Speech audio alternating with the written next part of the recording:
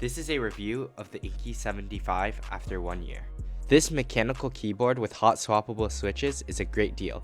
On their website, it's often on sale for $75. I'll start off with the pros. This has great sound quality, stabilizers, and material with a full aluminum chassis and a mirrored backplate. It's very similar to the Rainy 75, another very popular keyboard. Now for the cons. This keyboard gets dusty very easily.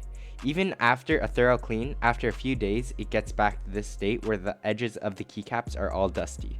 This is a hot swappable keyboard, meaning that you could switch the switches.